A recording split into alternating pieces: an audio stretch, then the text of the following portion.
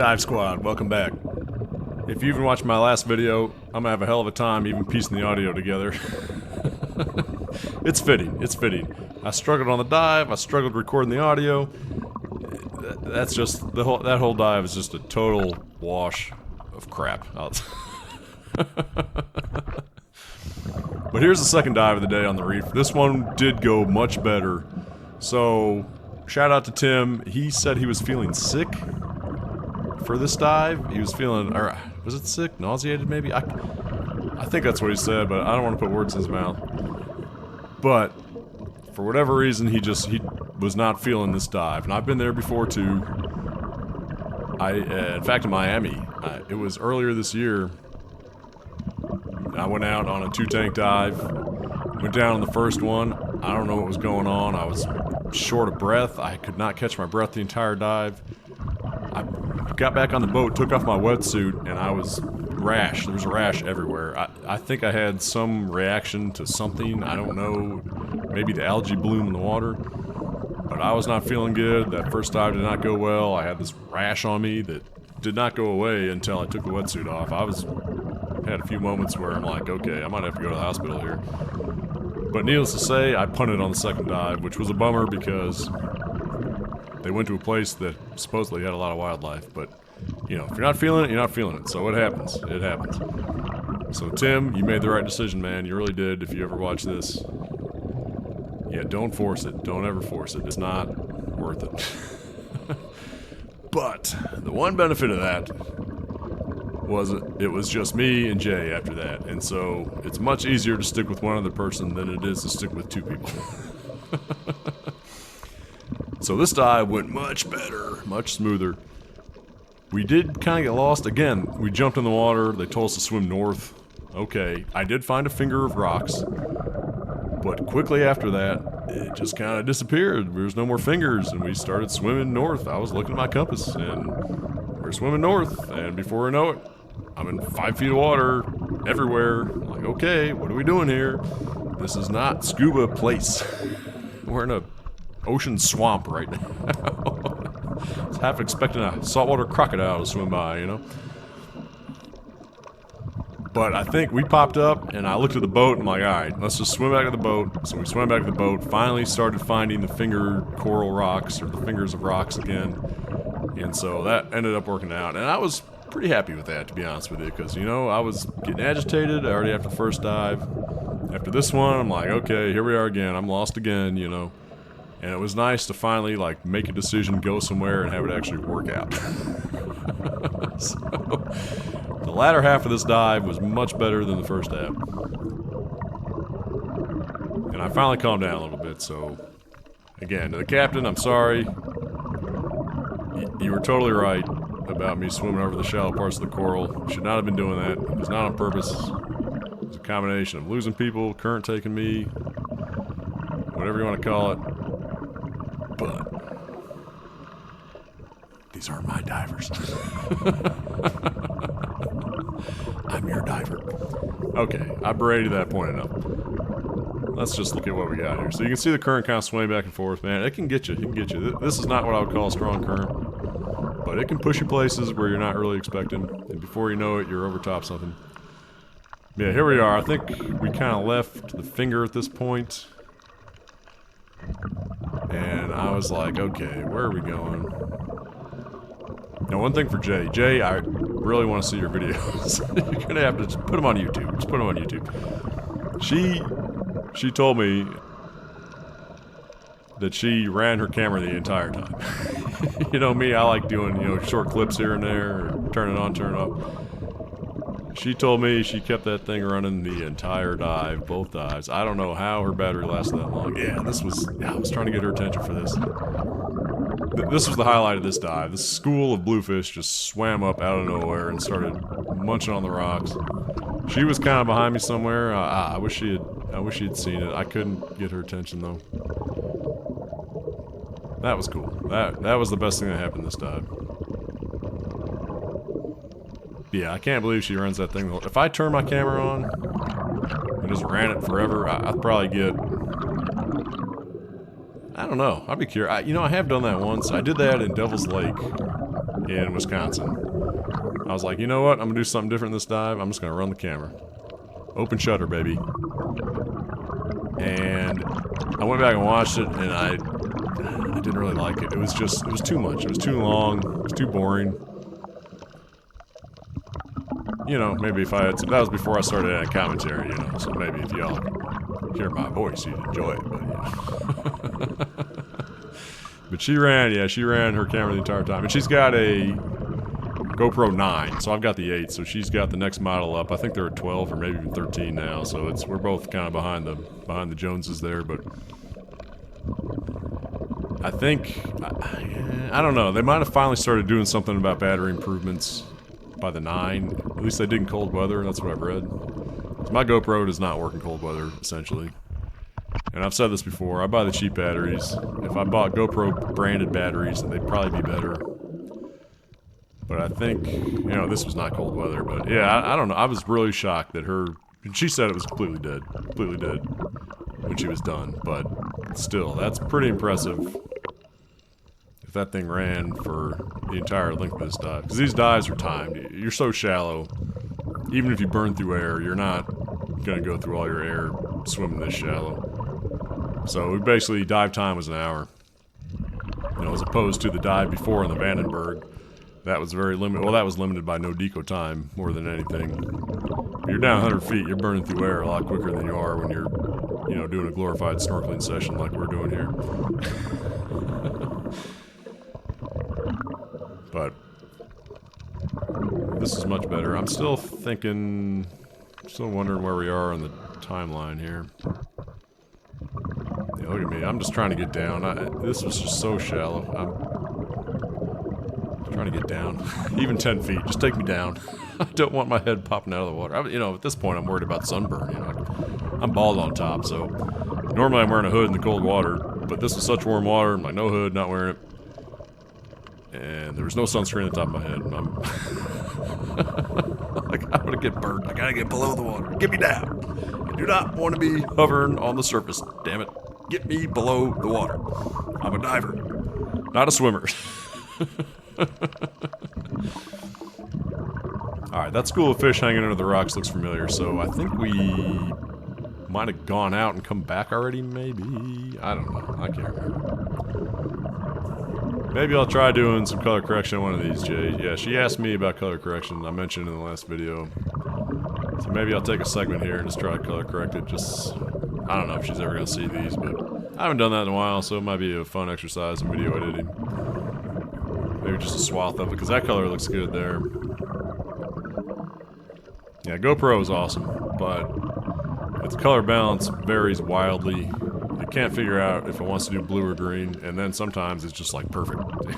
It figures it out. Like, there was a couple segments in that last video that were just perfect color. I don't know how that happened. I normally don't see that underwater.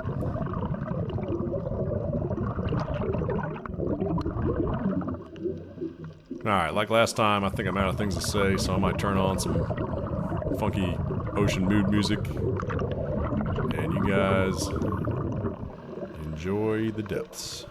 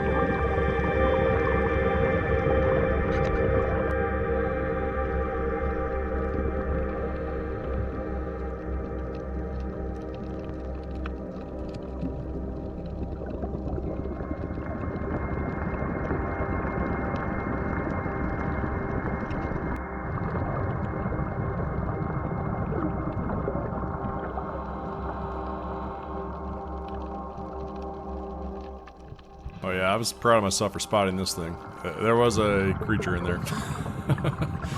That thing blends in very well at the bottom, so pat myself on the back a little bit for seeing that thing.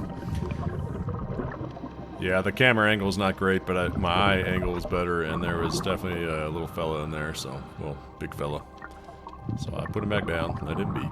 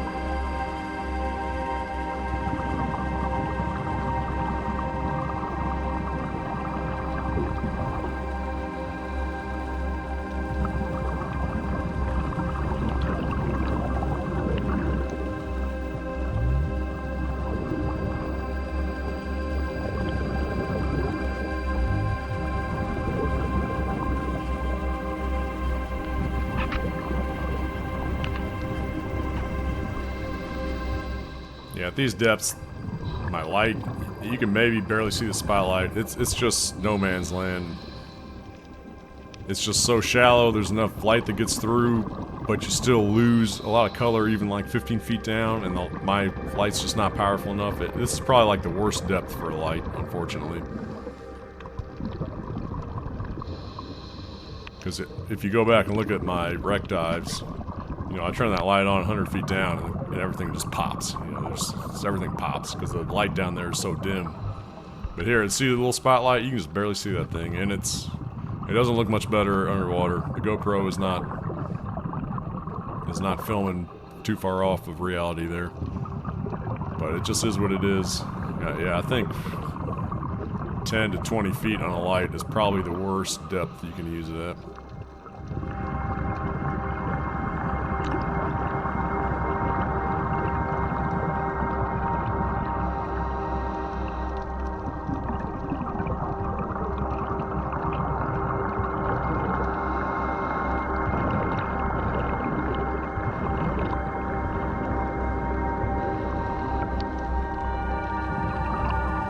But you can see this is just a much better dive. We're not on the surface anymore. We're swimming between the fingers of the rocks. And it was just easier with two people. I really attribute it to that. Tim, not your fault at all. It's just the fact there's one less person. That's what made it easier. That 3 people's tough. It really is tough. That's really the root of the problem in the previous dive. Look at that sphere. I don't know what that is. It's just tough to keep that many people together in poor visibility when you're unfamiliar with each other. So this one went a lot better, and I enjoy it. I really did. I love this stuff. I absolutely love this stuff.